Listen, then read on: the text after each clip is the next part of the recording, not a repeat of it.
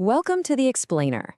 Today, we're going to dig into a pretty major pivot in Philippine politics. It's one that has critics asking if the vice president is standing on principle, or maybe just positioning for power. So that was Philippine Vice President Sara Duterte making a sudden declaration of neutrality.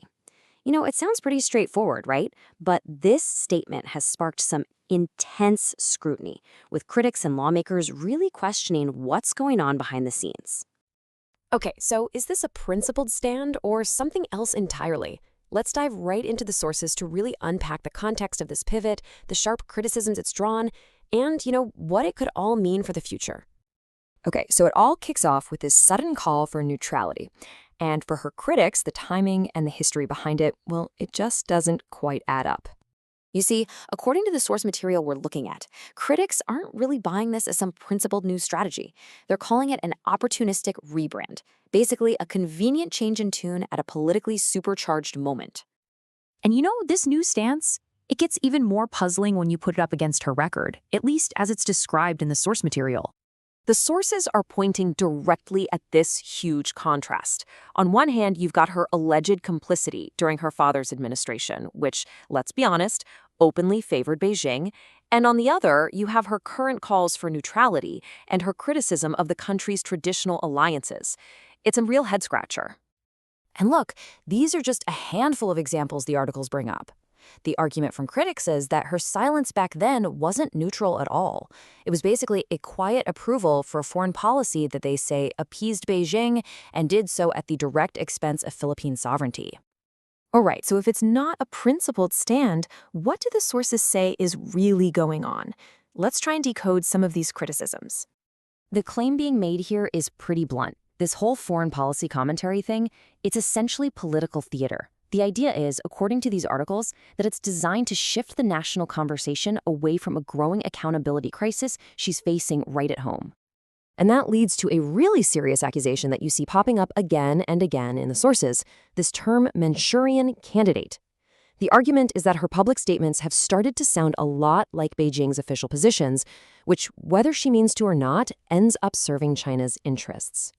Critics are pointing to statements exactly like this one, where she questions the Philippines' own defensive preparations. They argue this kind of rhetoric is almost word for word from Beijing's propaganda playbook, which often tries to frame any Philippine defense efforts as some kind of provocation. The articles also frame this moment as, well, a kind of gaslighting maneuver.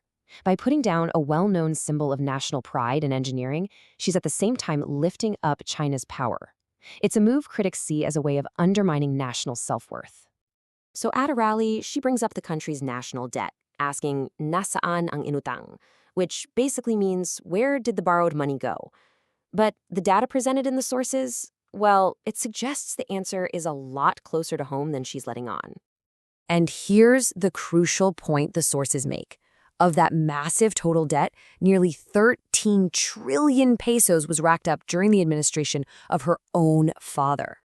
Meanwhile, the current administration, they've added a much smaller piece of that pie, and a lot of that was for things like pandemic recovery and infrastructure. And when you see it laid out like this, it really gets to the core of what critics are arguing, that this is a classic case of projection, blaming the current guise for a problem that was largely created under her father's watch. Now, this whole pattern of rhetoric, it's not just political noise, right? The sources argue it has some seriously dangerous implications for national security. So, while all of this is happening, and these are documented acts of aggression, the critics in these articles are highlighting the vice president's consistent refusal to condemn them. And to them, that silence is pretty damning. The claim here is that her not taking a firm public stand against these actions creates a kind of vacuum. And that vacuum, they argue, is just getting filled with fake news and propaganda that directly undermines the official Philippine position. So, where is all this going? What's the end game here? The sources seem to tie all these different threads together, and they all point to one single, widely expected destination, the road to the 2028 presidential election. So when you put it all together, the critics' case looks something like this. They're arguing her pivot isn't some principled foreign policy stance, but instead it's a calculated strategy for political survival and, of course, future ambition. And that, right there, is the central question the source material really leaves us to think about. It's a question that highlights some incredibly high stakes, not just for the political chess game, but for the very future of the Philippines' sovereignty and its national identity.